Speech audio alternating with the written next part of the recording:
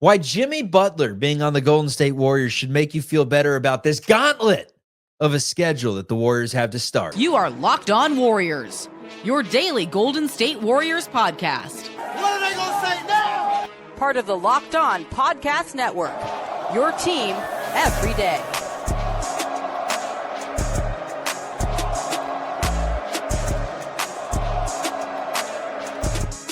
What is the good word, everyone? Welcome to the Locked On Warriors. We're part of the Locked On Podcast Network, your team every day. Today's episode is brought to you by FanDuel. Football season is here. Visit the FanDuel app today and start planning your futures bets right now. This is Locked On Warriors, your home for Golden State Warriors coverage Monday through Friday, live after every game. You can check us out on YouTube and wherever you get your audio podcasts. Part of the Locked On Podcast Network, your team every day. My name is Charlie Walter. Cover the team for 95.7 The Game. That's the flagship for the Warriors. Also on TV for CBS News Bay Area, KPIX in downtown San Francisco. Mike Loginoff joins the program today. The pride of San Mateo. Played his college basketball at Colby on the East Coast and played his high school basketball on the West Coast at St. Ignatius in the city. What is up, my friend? How we doing? Schedule's out for the Warriors. Some real news and nuggets and notes to get to on today's program. Chuck, I'm just excited to be back. As you know, it is always a pleasure. And let's dive into that schedule, man. Should we just go through 1 through 82? That's good podcasting, right? Win, loss, we'll debate the spreads, who's going to score the most points in every single game. No, but the way that we do need to kind of dissect this out of the gate is that the Warriors only have 5 home games in their first 19. They have a stretch where they hit the road and go at Oklahoma City, back-to-back with at San Antonio, another at San Antonio, at New Orleans, at Orlando, at Miami. They've got Houston early on in the season. They got OKC. I mentioned they got the Spurs twice. They got the Clippers. They got LA and Denver to start off the season. They have the Pacers on the road.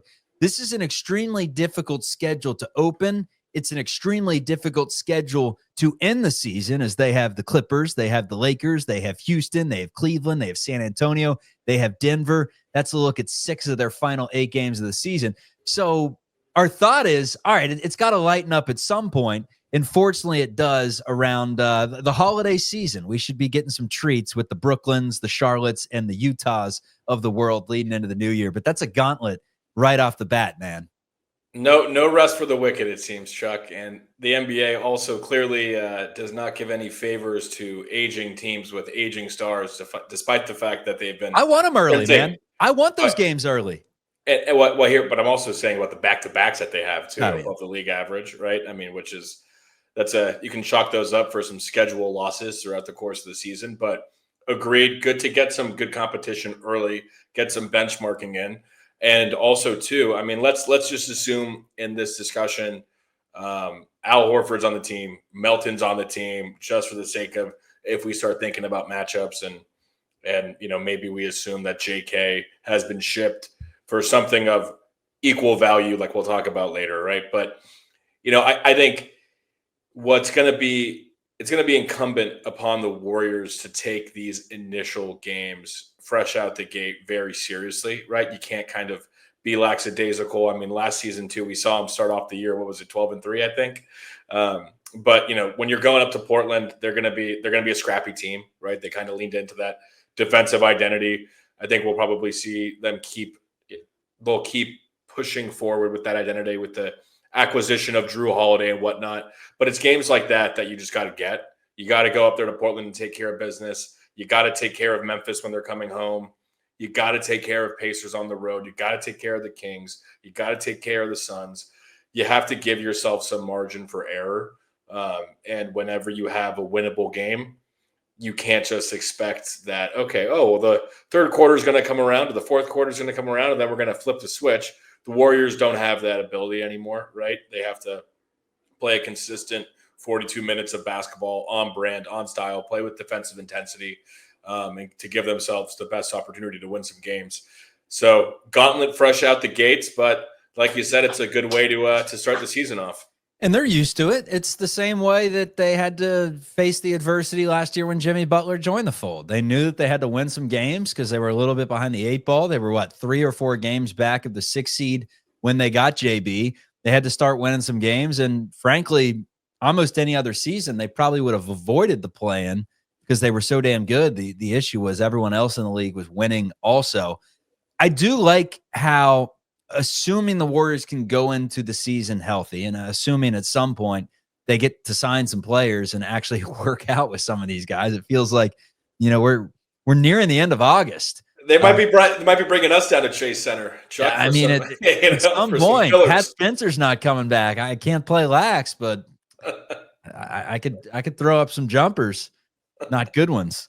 But it's going to be kind of the same mentality, it feels like, where the Warriors really do need to get off to a hot start because this schedule's tough, man. I mean, you go through it, Lakers, Denver, Portland, Memphis. I mean, you could see 2-2 right out of the gate. Then it's LA, Milwaukee, Indiana. You just want to stay ahead of the 8 ball. Like you mentioned, you want to steal that first game on the road against Los Angeles and then win the home opener against Denver. And I know it's just 2-0.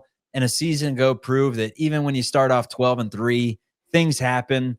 A player like D'Anthony Melton can get injured and the mojo's lost just like that.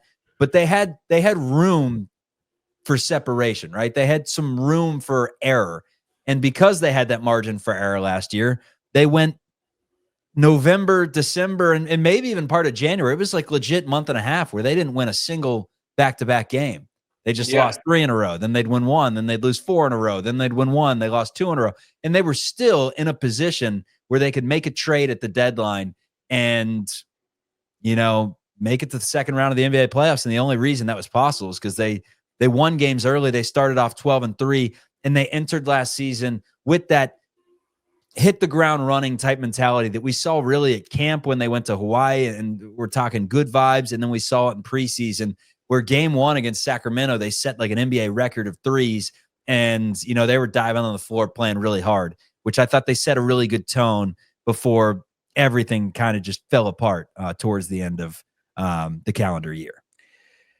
And something else to think about here too, Chuck, is just the West in general, right? I mean, the West is going to be a gauntlet. And, now people are looking at, Phoenix, and even I myself, I'm guilty of it, right? You say, oh, well, Phoenix, that's one that you got to win, right? But Phoenix still has Devin Booker, who's still a former first-team All-NBA player. Jalen Green, as we saw, he can have his moments and fill it up. If Jalen Green decides to hit all his tough jump shots, you're probably losing that game because he's putting up 40 or something, right? Dylan Brooks is tough, regardless of what you think. Dylan Brooks is just a pill, right? Mark Williams is someone that could pop in year 4 or whatever it is for him. He's a nice player. And so it's like there's a very little margin for error. And that's where I think the addition of Jimmy and having a camp with him and having an offseason with him in that Warriors locker room will be very beneficial to the team from the standpoint of just taking, I think, every game seriously and having another influence in the locker room beyond Steph, beyond Draymond.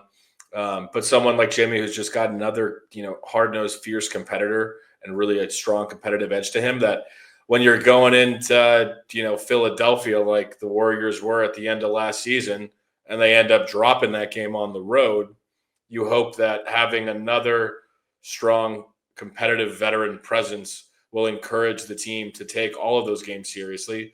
Because as we saw last year, winning that game would have taken the Warriors out of the plan, right? And then you think, okay, well, yeah, they won the play. They still had that game. They still had that rest. But then if they have those extra 3 days of rest, maybe Steph doesn't pull his hammy from wear and tear, right? And this is the whataboutism game and the hypothetical game. But all those things add up over the course of a season and builds into the brand and identity of basketball that the team wants to play. We talked a lot about that last season. So hopefully, even with these games that, it might be tough for the players to get excited for, to take seriously, they have to take every single game as professionals, because there's just not a ton of margin for error, especially when you play in the West. Heck, look at Tuesday, November 18th. You're at Orlando. 3 years ago, you're like, okay, yep, that's an easy W. Not anymore. The Magic, if you told me the Magic win the East next season, I wouldn't call you crazy. I wouldn't. And so there's very little margin for error in today's NBA, and especially next season. Yeah, I mean, the cupcakes come essentially in late December when the Warriors have a stretch right after Christmas, because they got Dallas Christmas Day. Then they'll have Toronto, Brooklyn, Charlotte back to back to back. Then they have Utah. Oklahoma City is sprinkled in there as well. But then there's games against Sacramento and Portland and Charlotte again and Toronto again and Utah again. So there's a stretch there of some games that are definitely winnable. But again, it was the Warriors winning tough games last year, and they weren't taking care of business at one point against the Utahs of the world, against the Raptors of the world, and the Kings. They got blown out too once or twice. So they were losing some of these games. Miami, I mean, they got torched in that return game for Jimmy Butler. So nothing is easy in the NBA. I want to respond to one of the things you said, feeling really good about having a veteran like Jimmy Butler in the regular season. That's not a comment that a lot of people, NBA fans, have used. Usually it's the opposite, right? You don't feel great about having Jimmy in the regular season. I want to get to that. I want to get to Jonathan Kuminga and the Joe Lacob saga. And coming up, Alperen Şengün says the Warriors are a whole bunch of foulers. Huh? That's coming up. August 26th is officially FanDuel Futures Day. It's a brand new holiday for football fans who live for the bold predictions and the preseason hunches. For just 24 hours, FanDuel is giving you deals on NFL season predictions. So whether you're calling your MVP, and if you're thinking about getting in on that action, Lamar Jackson's the leader right now at plus 430. I think I like one of the two, Josh Allen, Joe Burrow at plus 600. But hey, I may sprinkle in Jaden Daniels as well. I feel like one of them's going to hit, right? I like one of those three. Or maybe you're thinking about getting in on who's going to win the Super Bowl. The Niners are sixth best in odds right now at plus 1,900 on FanDuel. The Ravens, Bills, and Eagles, the leaders in that category, with the Kansas City Chiefs and Detroit Lions closely behind. FanDuel, it's the place to be. Take a flyer on the MVP race. Parlay your division winner, dark horses. Make some cash. Visit the FanDuel app today and start planning your futures bets now, because Futures Day is one day and one day only. FanDuel, play your game. All right, man, I want to respond to that comment you had about feeling the relief of having a player like Jimmy Butler who can guide you through on some nights where maybe some of the youngsters just aren't up for it, where the team's not ready to play. He's a competitor, no doubt about it. But if we know anything about Jimmy Butler, it's that in the regular season specifically, and honestly, even in the postseason last year, you don't necessarily know what you're going to get from game to game. You know the mentality that you're going to get.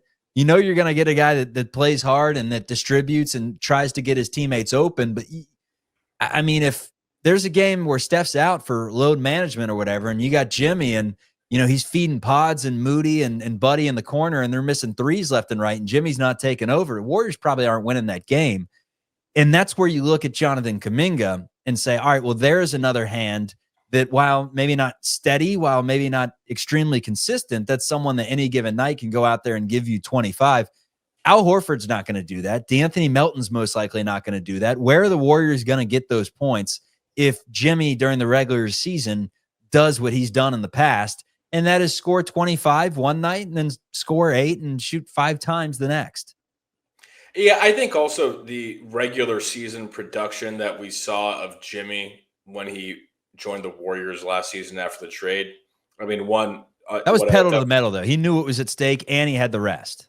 Yeah, but also too, but I think there was a component of a little bit of rust, right? And playing back into shape and also just kind of getting back into a flow and a rhythm. So I think the scoring will probably come a little bit easier to him next season. So I think you'll see a willingness to take shots that he probably was passing up last year. I think he's probably more comfortable in the offense as well. I mean, the Warriors run a complex offense, right? There's a lot of read and react. Jimmy's obviously capable of that. He's one of the smartest players in the NBA from an IQ standpoint and the field perspective. But equally, you know, I think he'll be more comfortable in that and in that role. But then also, too, I think, you know, he's probably still, he always plays 55, 60 games, right? So I hear you on that. You're not going to get him. He's not going to go be an Iron Man and play, you know, 70 plus games.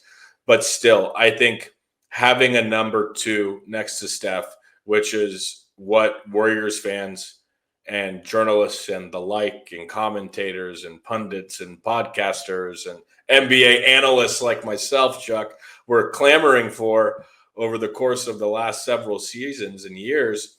Get Steph a number two, get Steph a number two, get Steph a number two. I can't imagine that now getting Steph a number two and having Jimmy won't do anything except raise the floor of this Warriors team.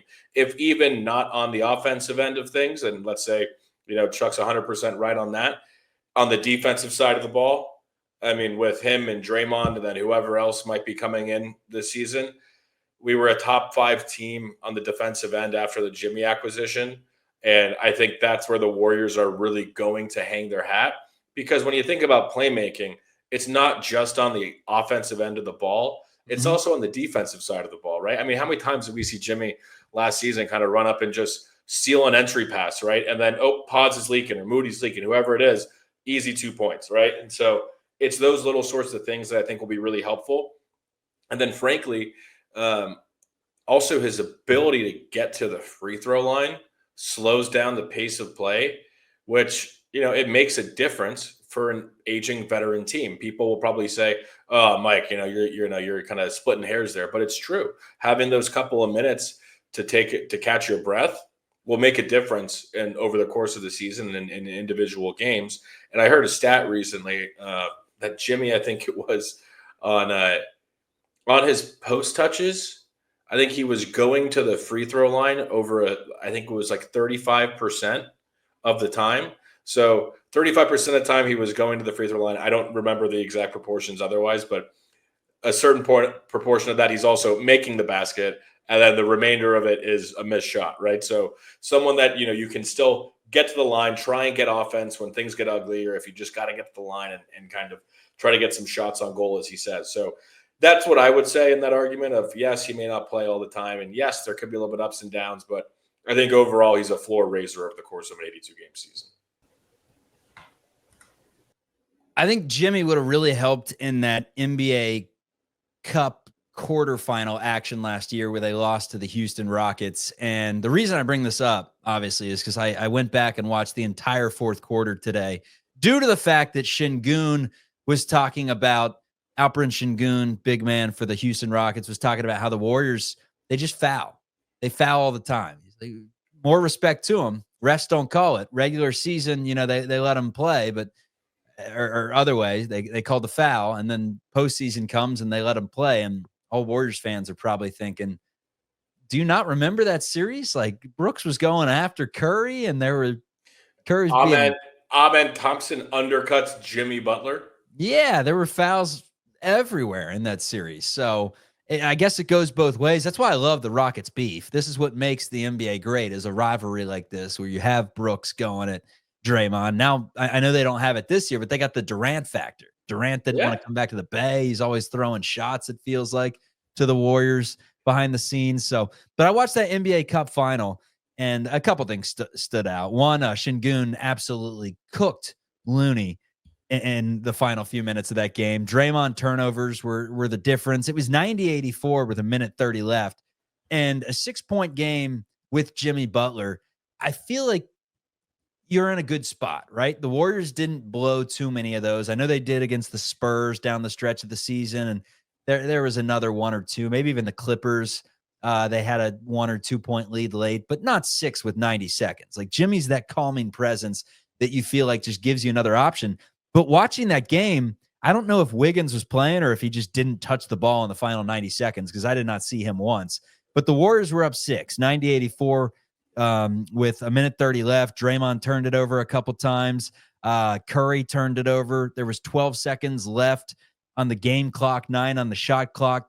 Curry just shoots a deep step back 3, even though he could have ran it down. You remember, Peyton gets the rebound, throws the ball away. Kuminga gets called for the loose ball foul. I just feel like that situation would not have happened if Jimmy was on the team, because he becomes decision maker number 2. You don't have Draymond firing backdoor passes to Jonathan Kuminga, because Kuminga's probably not in, and Jimmy Butler probably has the ball in his hands. And what does Jimmy do? He makes smart plays. Even if he's not taking the 3-foot contested layup that we want him to take, he's getting someone an open shot. He's never doing anything stupid. It truly feels like.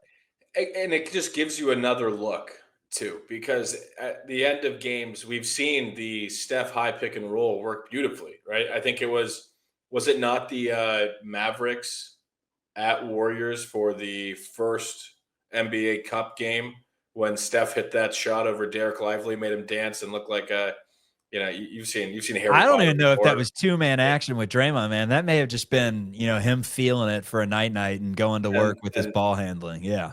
And so, but still, Houston Steph took away the two-man in that NBA Cup down the stretch, and I was pulling my hair out real time because Curry was kind of forcing it, but like Pods wasn't shooting well at the time. Right, Buddy that's was the playing thing. terrible. And that's the thing, right? Because for so many, even let's go back to 2023, right? And the Warriors Lakers series. At the end of the game, what were the Warriors doing? They were running a high pick and roll with Steph to see if you could get a look. They had Anthony Davis at the level of the screen with his length and his ability to contest shots, made it challenging. So, but they kept running it because the Warriors didn't have any other options. Now, in the situations that you've described and those like I've described, you have a second option, and that's, hey, give the ball to Jimmy in the mid post and let him try and do something with it, right? Let him try and get to the rim.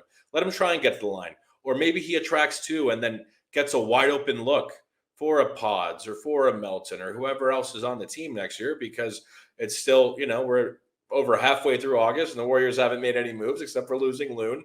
But Crazy. Regardless, you put some pieces and some shooters around Jimmy, and if he's not getting the line or not getting up a decent look, he's probably going to find someone else a clean look. And it's, again, another reason why I say he's a floor raiser over the course of the season. All right, we're getting to Jonathan Kuminga coming up. Joe Lacob just does not want to let him go. A Bucks player could have been on the table. One issue, the Bucks didn't want to let this player go, and it would probably be a pretty fair trade. Let's get into all this coming up on Locked On Warriors. All right, I've been meaning to show you guys the jeans that I've been wearing for a long time now. These are the Performance Denim Slim by Doer Jeanswear. It's really good stuff. They've completely changed the game for me. They're just a versatile pant. I mean, you could start your day going to, I did this in the past, itinerary, throw on my Doers. It's San Francisco, so you got to wear a jacket now, or we're on the peninsula in this case. You go to Mazzetti's Bakery. You go on a walk to Fort Funston. You walk around Stonestown Mall. You head down to North Beach for a night out in town. You can do all these things in this pant. They have 5 times the stretch of traditional denim, so you get that perfect fit without feeling restricted. They're antibacterial, which means they stay fresh longer, so you can wear more and wash less. They got Cool Max technology that regulates your temperature and wicks away moisture, so it's perfect for those days in San Francisco where you're over by Ocean Beach and it's like 58, it feels like, temperature. And then you head over to the opposite side of the bay in Oakland. It's like 90 degrees. So Endure will be opening a brand new store in Hayes Valley on August 27th. Head on over to 567 Hayes Street. That's 567 Hayes Street. And mention my code LOCKEDONSF in store. You'll get 15% off your first order, or go to shopdoer.com. That is DUER.com/LOCKEDONSF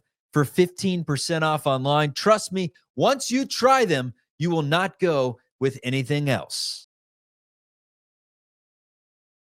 Woo, woo. It's time for a Siegel bomb. You ready for a Siegel bomb, Mike?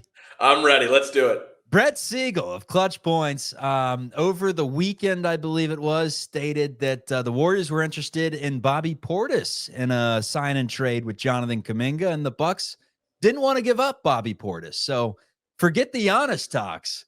Kuminga's not the piece to get Giannis. He's not even the piece to get Bobby Portis at this point.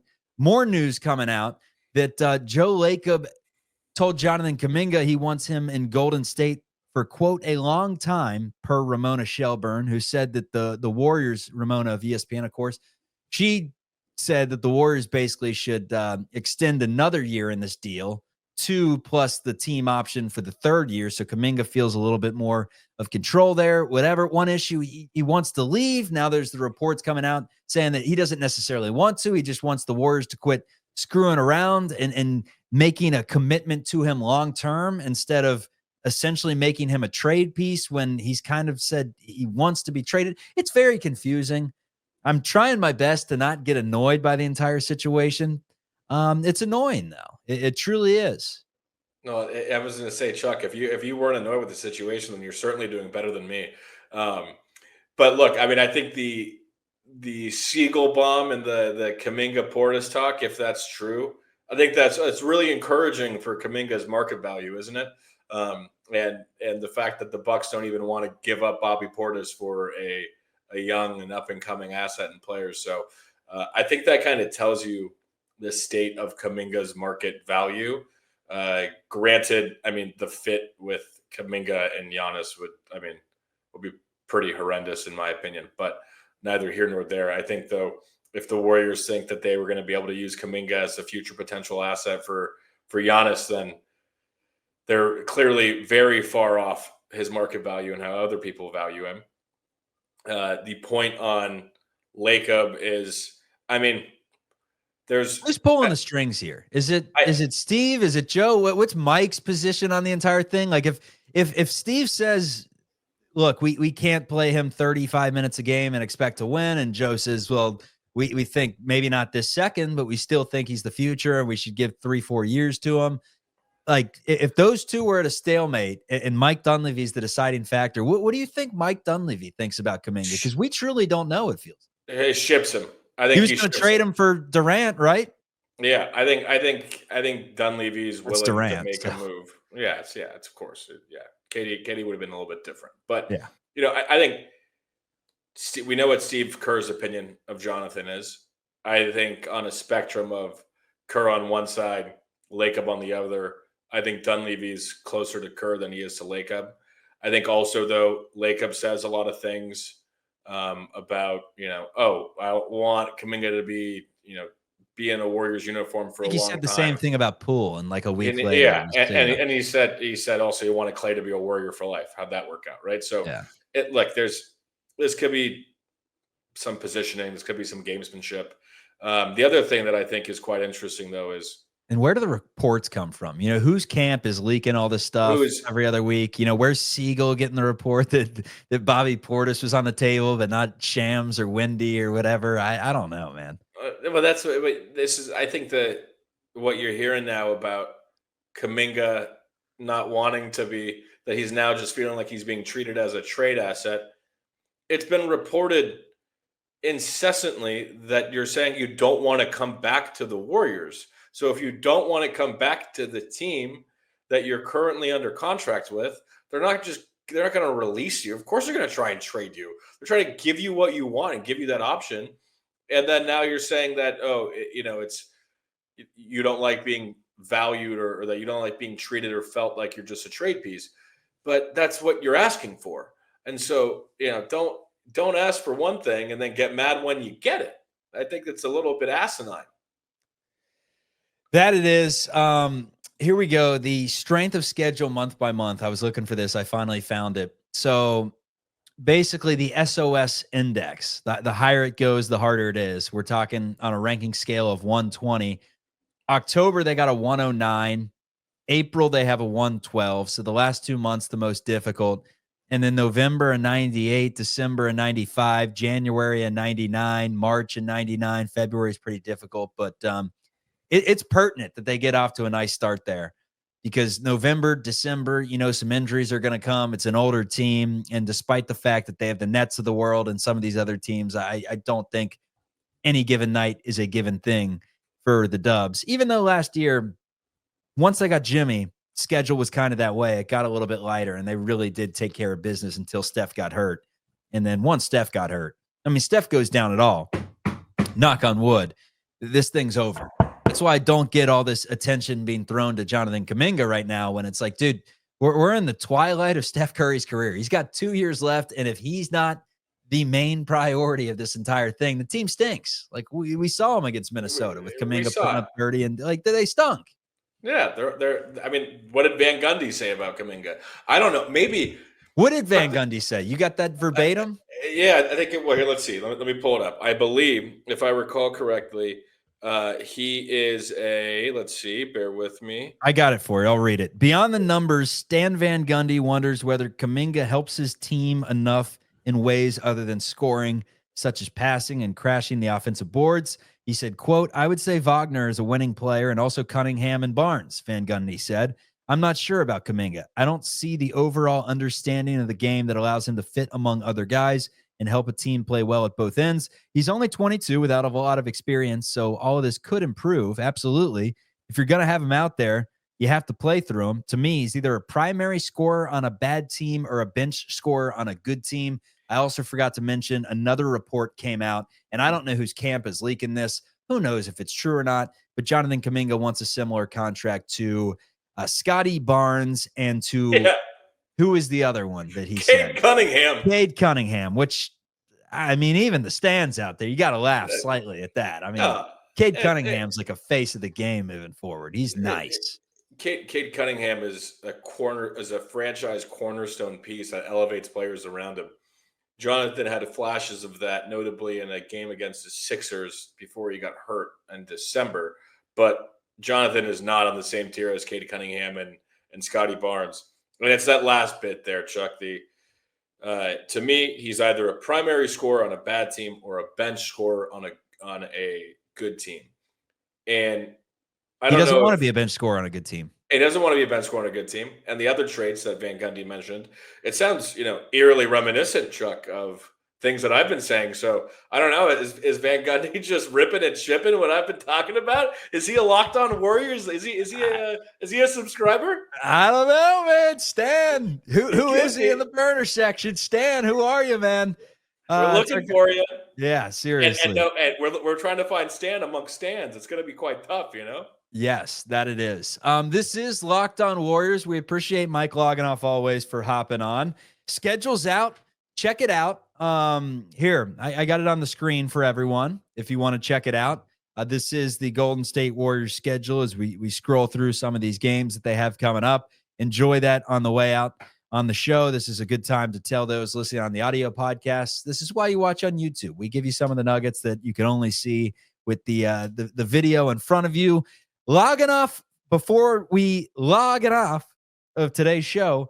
Any final thoughts on the Warriors situation right now? Look, it's hard to spin nothing into something. Truly, there's nothing going on aside from reports on Kuminga saying this and saying that and believing that he's the same type of player as Cade Cunningham. Well, Chuck, nothing into something, and we do it every Monday, baby, and we do it better than anybody else out there, all right? We do our best, and we forget the rest, as a young Tony Horton taught me. Yes. We're working hard. I know you are. Abra per X, baby. Now, see everyone. This is Locked On Warriors. We're part of the Locked On Podcast Network, your team every day. Check us out on YouTube. Check us out wherever you get your audio podcasts, and we will see you soon. Peace, everyone.